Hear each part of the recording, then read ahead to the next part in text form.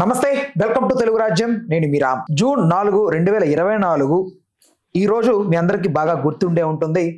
ఆంధ్రప్రదేశ్ రాజకీయాల్లో పెను సంచలనాలు నమోదు చేసినటువంటి ఈ డేట్, కూటమి ప్రభుత్వం ఏర్పడడానికి ముఖ్య కారణమైన ఈ డేట్ ఎగ్జాక్ట్ గా ఈ రోజుకి సంవత్సరం. అయితే దీంట్లో ఈ సంవత్సర పొడుగున ఏది చేయలేదు ఈ కూటమి ప్రభుత్వం అనే నిరసనలో భాగంగా జగన్మోహన్ రెడ్డి గారు ఒక పిలుపుని అందించడం జరిగింది. దాని ద్వారా ఒక కార్యక్రమాన్ని ఏర్పాటు చేయడం జరిగింది. దానికి అంబటి రాంబాబు గారు వెళ్తుండగా పోలీసులు అడ్డుకొని పరస్పరం వాగ్వాదాలు చేసుకుని అరుచుకున్నారు.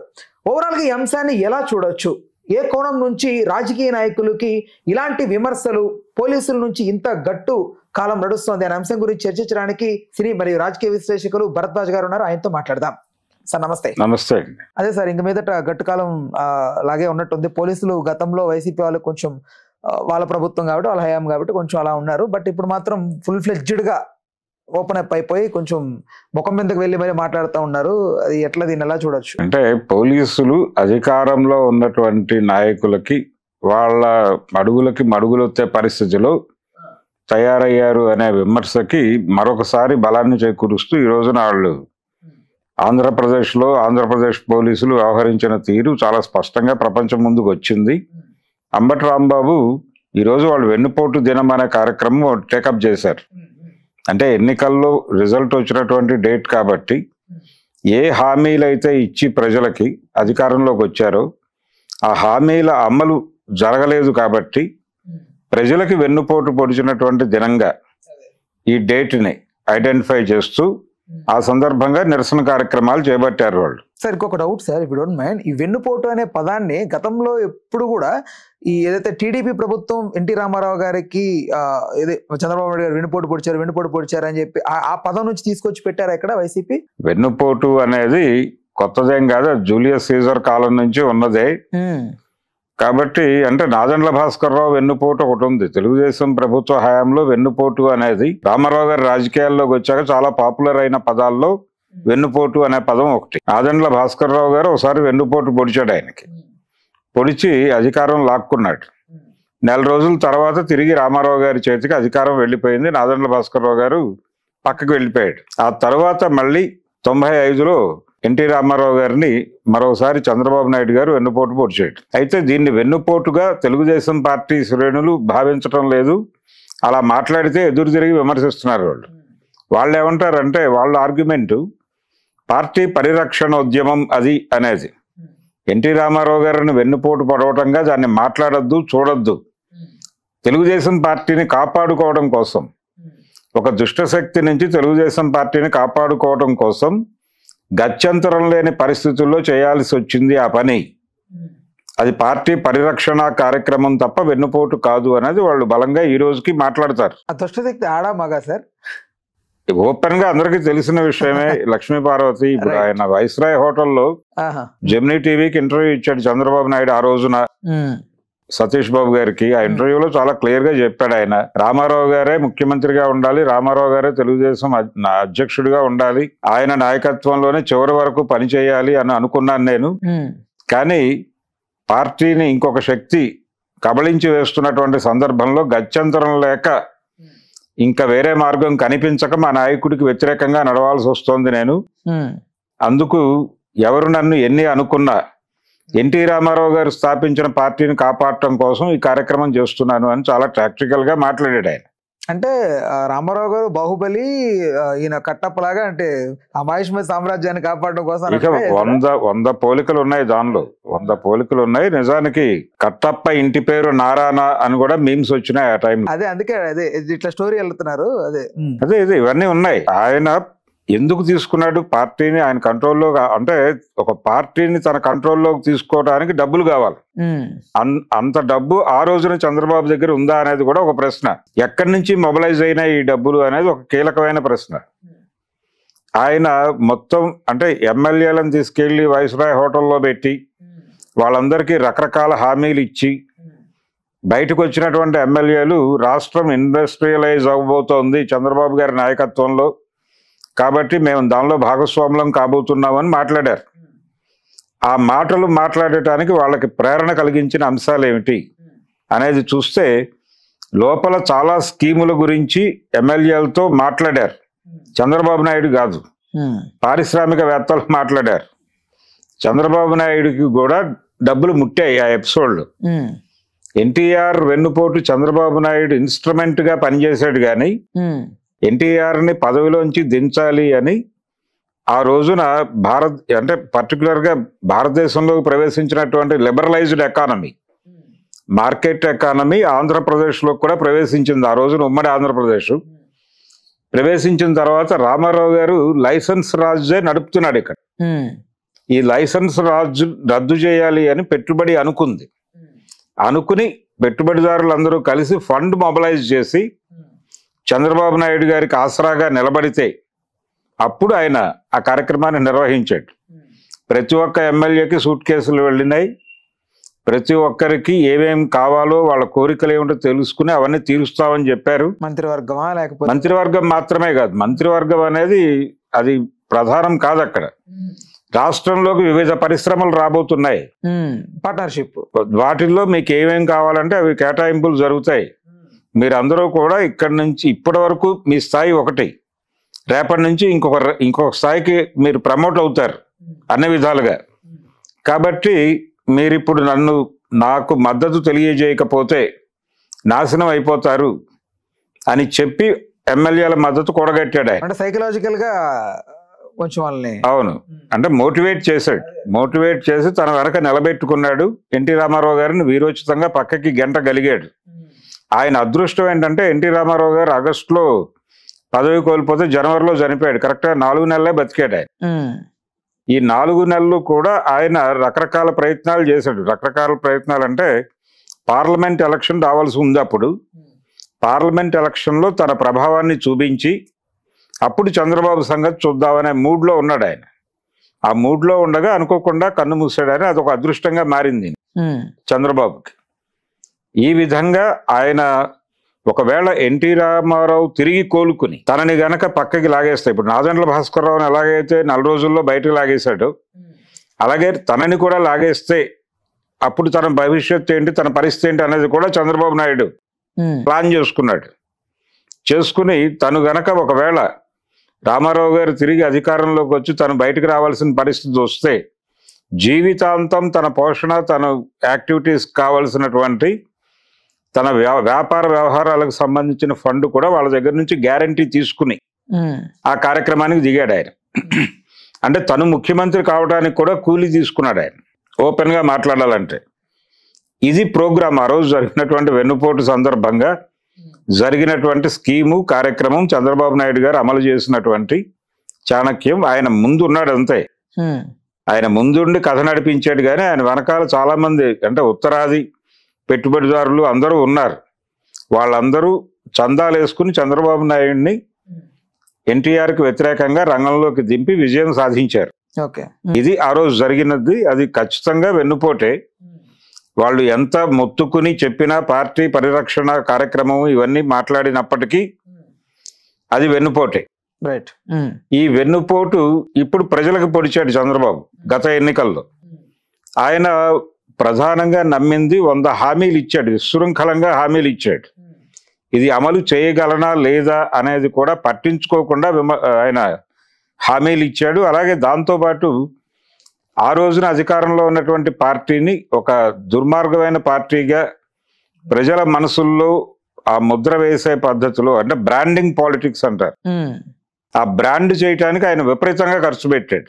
దాంతో పాటు ఆ రోజున కాంగ్రెస్ పార్టీ, లెఫ్ట్ పార్టీలను కూడా తన కంట్రోల్లోకి తీసుకుని షర్మిల గారిని అలాగే సునీతా రెడ్డిని, వాళ్ళిద్దరిని కూడా తనకి అనుకూలంగా, అంటే జగన్మోహన్ రెడ్డిని తను బ్రాండ్ చేస్తున్నటువంటి పద్ధతిలో వాళ్ళిద్దరిని కూడా వినియోగించి జగన్మోహన్ రెడ్డికి వ్యతిరేకంగా ఒక విస్తృతమైన క్యాంపెయిన్ చేయించాడు వాళ్ళతో. వాళ్ళు ఎక్కడ మాట్లాడినా ఆ మాటలని భుజానేసుకుని జనంలోకి తీసుకెళ్ళింది తెలుగుదేశం మీడియానే. కాబట్టి ఇంత ఆర్గనైజ్ చేసి తన అధికారంలోకి వచ్చాడు ఆయన. ఇది ఆర్గనైజ్ చేయటంలో భాగంగా ఎందుకైనా మంచిది అనే ఉద్దేశంతో హామీలు విస్తృతంగా గుప్పించాడు. ఆ హామీలు అమలు చేయలేను అనే విషయం ఆయనకి తెలుసు ఆ రోజున. అయినప్పటికీ అవతల వైపు నుంచి ఒక రకమైనటువంటి సంక్షేమ రాజ్యాన్ని పీక్స్కి తీసుకెళ్ళాను నేను అని చెబుతూ ఆయన వస్తున్నాడు. జగన్మోహన్ రెడ్డి. జగన్మోహన్ రెడ్డి కంటే కూడా మేము రెట్టింపు సంక్షేమం ఇస్తాము అనేది ఒక ప్రజల్లోకి తీసుకెళ్ళాలి అనుకున్నాడు చంద్రబాబు. అనుకుని ఆచరణ సాధ్యం కాని హామీలు చాలా గుప్పించాడు. అవేవి జరగలేదు ప్రాక్టికల్ గా. జరగకపోగా ఆ రోజున జగన్మోహన్ రెడ్డి టైంలో అమలు జరిగినటువంటి పథకాలు కూడా చాలా వరకు పక్కన పెట్టేయాల్సినటువంటి పరిస్థితి వచ్చింది, జరిగింది కూడా అది. దీని మీద ప్రజల్లో ఇప్పటికే ఆలోచన మొదలైంది. ఏమిటిది, ఈ పరిస్థితి ఏమిటి అనేది ఆలోచిస్తున్నారు. అలాగే వాలంటీర్ వ్యవస్థ ఇవన్నీ ఉండేవి ఆ రోజుల్లో. వీటన్నిటినీ రద్దు చేశాడు ఈయన. రద్దు చేసి నేరుగా అంటే మీ అకౌంట్లో డబ్బులు పడతాయి అనే పద్ధతిలో ఉండేది. అలాగే ఏదైనా ప్రాబ్లం వస్తే వాలంటీర్ హాజరయ్యేవాడు, వాళ్ళకి ఆ పింఛన్లు అవి అందించడానికి దానికి ఉపయోగపడేవాళ్ళు వాళ్ళు ఊళ్ళో ప్రతి గ్రామంలోనూ. ఇలా నడిచినటువంటి వ్యవస్థను కూడా డిస్టర్బ్ చేసి తీసేశాడు. పైగా వాళ్ళందరికీ హామీలు ఇచ్చాడు ఆయన. నేను అధికారంలోకి వస్తే 10,000 ఇస్తాను మీకు, తర్వాత స్టేట్ గవర్నమెంట్ సర్వీస్లోకి మిమ్మల్ని రెవెన్యూ డిపార్ట్మెంట్లోకి తీసుకోవడానికి ప్రయత్నం చేస్తాను, ఇలాంటి హామీలు ఇచ్చాడు. కనీసం రూపాయి జీతం ఇవ్వలేదు ఆయన గెలిచిన తర్వాత ఎవరికి. మొత్తం స్వచ్ఛందంగా పక్కకి వెళ్ళిపోయారు. ఇలాంటి చాలా పనులు చేశాడు ఆయన. వీటిని నిలదీయటం కోసం ఒక నిరసన కార్యక్రమం ప్రతిపక్షం చేపట్టింది ఆంధ్రప్రదేశ్లో. చేపట్టినప్పుడు నిరసన తెలియజేయటం అనేది ప్రజాస్వామ్య దేశంలో ప్రతి పార్టీకి ఉన్నటువంటి హక్కు. దాన్ని అడ్డుకోవటం అనేది ప్రభుత్వానికి తగని పని. రెండోది, వీళ్ళు అనుమతి తీసుకున్నారు. ఈరోజు అంబటి రాంబాబు గొడవ అదే అక్కడ గుంటూరులో. మేము పర్మిషన్ తీసుకుని కార్యక్రమం నిర్వహిస్తుంటే మీరేమిటి ఇక్కడ గొడవ, మీరు ఎందుకు ఆపుతున్నారు నన్ను అంటాడు ఆయన. మా ఇష్టం, మాకు ఇబ్బంది కలిగించే పరిస్థితి ఉంది అని అనిపించింది కాబట్టి ఆపేస్తాం అని మాట్లాడుతున్నాడు సిఐ గారు. అలా మీకు అనిపించడం ఏమిటి అంటే నిరసన కార్యక్రమాలు మేము సీరియస్గా అడ్డుకోదలుచుకున్నాం అనేది చెప్తున్నాడు ఆయన. ప్రజలకి నిరసన తెలియజేసేటువంటి హక్కు ప్రజాస్వామ్యం హామీ ఇచ్చింది. భారతదేశంలో ప్రజాస్వామ్యాన్ని రద్దు చేసి అంటే రాజ్యాంగాన్ని యాజ్ ఇట్ ఈజ్ గా పాటించడం అనేది ఎవరూ చేయటం లేదు. నిజానికి వాళ్ళ మీద కేసు వేయొచ్చు. Right sir. అండ్ ఇంకొకటి ఏంటంటే సార్, ఇంకొక మలుపు కూడా తిరిగే అవకాశం ఉంది రాజకీయ కోణంలో. ఇది వైసీపీఏ ఒక సిఐ గారిని ప్రోద్బలం చేసి మీరు ఎప్పుడూ చేయనంత రీతిలో కొంచెం హంగామా చేస్తే సో అది ఫోకస్ మా మీద పడుతుంది, ఇది టీడీపీ అధికారంలో ఉంది కాబట్టి టీడీపీఏ చేయిస్తోంది మిమ్మల్ని అని జనాలు భావిస్తారు అని చెప్పి ఇలా ఏదన్నా తిప్పే అవకాశం ఉందా?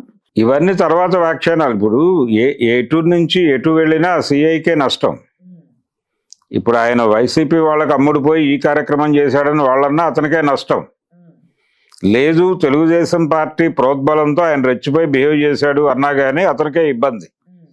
అంటే నిజానికి ఎవరైనా పట్టించుకుని ప్రజాస్వామ్యంలో నిరసన తెలియజేసేటువంటి ప్రాథమిక హక్కుని కాలరాచే పద్ధతిలో ఈ సిఐ వ్యవహరించాడు అని ఇది కాన్స్టిట్యూషనల్ వైలేషన్ గా గనక కేసు బుక్ చేస్తే అతను కోర్టుకు వెళ్లాల్సినటువంటి పరిస్థితి ఉంటుంది ఖచ్చితంగా.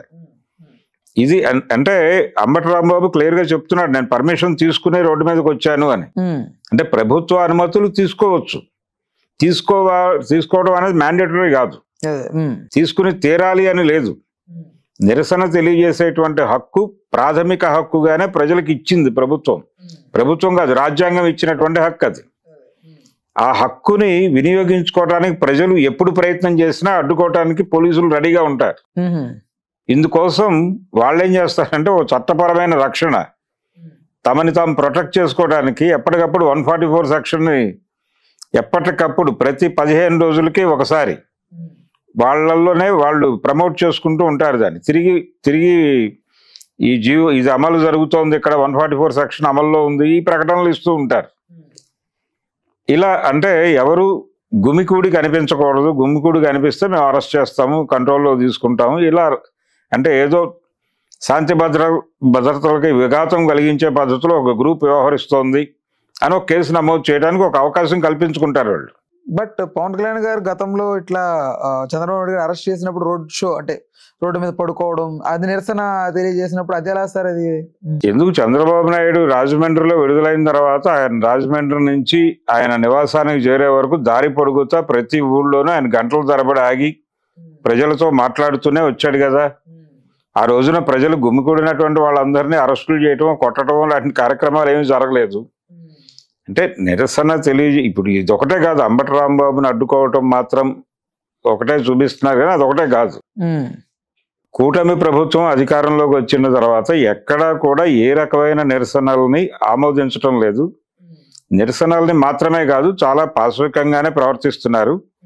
మొన్న ఇక్కడ శ్రీకాకుళం జిల్లాలో నంబాళ్ల కేశవరావు అనేటువంటి ఒక మావోయిస్ట్ నాయకుడు అక్కడ ఛత్తీస్గఢ్లో ఎన్కౌంటర్లో మరణించాడు. ఆయన ఆపరేషన్ కగార్లో భాగంగా ఆయన అక్కడ ఎన్కౌంటర్ అయిపోయిన తర్వాత ఆ డెడ్ బాడీని ఇవ్వలేదు, వాళ్ళు అక్కడే దహనం చేశారు. చేసిన తర్వాత ఆ బూడిదని ఇచ్చారు వీళ్ళకి, బంధువులకి. సరే, అది పక్కన పెట్టేసి వాళ్ళ ఇంట్లో కర్మకాండ ఏదో చేసుకుంటున్నారు 10వ రోజు. అది చేసుకోవటానికి వాళ్ళ బంధువుల్ని పిలిస్తే వాళ్ళ ఆధార్ కార్డులు చెక్ చేసి మీ ఇంటి పేరుతో వాళ్ళని మాత్రమే అలో చేస్తాము, ఇలాంటి గందరగోళం అంతా చేశారు పోలీసులు అక్కడ. అది అప్రజాస్వామికమే. అది చేసింది కూడా ఆంధ్రప్రదేశ్ హోంశాఖ నుంచి ఆదేశాలు వెళ్ళిన తర్వాత వాళ్ళు అలా చేశారు. హోంశాఖకి అలాంటి ఆదేశాలు ఇవ్వమని పైనుంచే వచ్చినాయి. అంటే ఎక్కడా కూడా తమకి వ్యతిరేకమైనటువంటి, నిజానికి అక్కడ వాళ్ళ బంధువుల్లో అందరూ ఒకే ఇంటి పేరుతో ఎలా ఉంటారు? అదేనండి, ఉండరు కదా, రకరకాల ఇంటి పేర్లతో ఉంటారు. ఆ ఇంటి ఆడపిల్లలు బయటకు వెళ్తే వాళ్ళ ఇంటి పేరు మారిపోతుంది. వాళ్ళు రాకూడదంటే ఎలా? అసలు వీళ్ళకేం సంబంధం, వాళ్ళ ఇంట్లో చేసుకుంటున్న పని. అలాగే శ్రీకాకుళంలో ఒక సంస్మరణ సభ పెట్టే ప్రయత్నం చేశారు అక్కడ. ఆ సభని జరగనే వాళ్ళ హాల్ మీటింగ్కి పర్మిషన్ అక్కర్లేదు. హాల్లోకి వెళ్ళిపోయి హాల్లో ఉన్న వాళ్ళందరినీ బయటకు గెంటారు పోలీసులు. ఇది ఓపెన్గా జరిగినటువంటి వ్యవహారం. మీడియా ఉంది అక్కడ, షూట్ చేస్తున్నారు, ఇవేవి పట్టించుకోలేదు పోలీసులు. అదే పద్ధతిలో గుంటూరులో అంబటి రాంబాబుతో మాట్లాడేటప్పుడు కెమెరాలు ఉన్నాయి, షూట్ చేస్తున్నారు అని తెలిసినప్పటికీ వాళ్ళ బిహేవియర్లో ఏ రకమైనటువంటి మార్పులు లేవు. పోలీసుల ప్రవర్తనలో వాళ్ళు చాలా అగ్రెసివ్గా వార్నింగ్ ఇచ్చే టోన్లో మాట్లాడుతున్నారు, నువ్వేం చేస్తావో చేసుకో అని. అంటే అధికార పార్టీ మెప్పు పొందటానికి ఏం చేయడానికైనా సిద్ధపడుతున్నారు పోలీసులు అనడానికి ఇదే ఉదాహరణలు. రైట్. అన్ని చోట్ల, ఒక్క వైఎస్ఆర్సీపీ విషయంలోనే కాదు, ప్రజలు ఏ సమస్య మీద రోడ్డు మీదకి వచ్చినా వాళ్ళని ఓపెన్గా మాట్లాడే పరిస్థితి కూడా లేదు ఇప్పుడు ఏపీలో. ఎవరైనా ఒక హాల్ మీటింగ్ పెట్టుకున్నా హాల్ మీటింగ్ మీద దాడి చేసి వాళ్ళని అరెస్ట్ చేస్తున్నారు. ప్రభుత్వానికి వ్యతిరేకంగా వీళ్ళు ఒక చోట కూర్చుని మాట్లాడుకుంటున్నారు. మాట్లాడుకునే స్వేచ్ఛ రాజ్యాంగం ఇచ్చింది. రాజ్యాంగాన్ని పక్కకి తోసేసి వీళ్ళు ఇష్టం వచ్చినట్టు పరిపాలన సాగించడం అనేది చాలా ఓపెన్గా కనిపిస్తోంది ఏపీలో ఇప్పుడు. అందులో భాగంగానే అంబటి రాంబాబు మీద పోలీసుల దౌర్జన్యం, ఈ వ్యవహారం. నిజానికి వాళ్ళు చేస్తున్న విమర్శలకి, అంటే మీరు ఏ హామీ అమలు చేయలేదు అనేది వీళ్ళ కంప్లైంట్. అలాగే మీరు గతంలో జరిగినటువంటి సంక్షేమ పథకాలన్నిటికీ తూట్లు పొడిచారు అనేది ఇంకొక ఆరోపణ. ఆ ఆరోపణలు అవాస్తవం అయితే, ఇదిగో అవి అవాస్తవాలు, మేము ఇవి చేస్తున్నామని చెప్పుకోండి మీరు. అంతే జరగాలి. విమర్శించటం అనేది ప్రతిపక్షాల బాధ్యత. వాళ్ళ విమర్శలకి సమాధానం చెప్పడం అనేది అధికార పార్టీ బాధ్యత. ఈ రెండు పనుల్లో ఒక బాధ్యత వీళ్ళు చేస్తుంటే వాళ్ళ బాధ్యతను నిర్వహించకుండా, వీళ్ళ బాధ్యతను నిర్వహించేటువంటి అవకాశం కూడా వీళ్ళకి కల్పించకుండా తొక్కిపెట్టే ప్రయత్నం చేస్తున్నారు. ఇది తప్పు.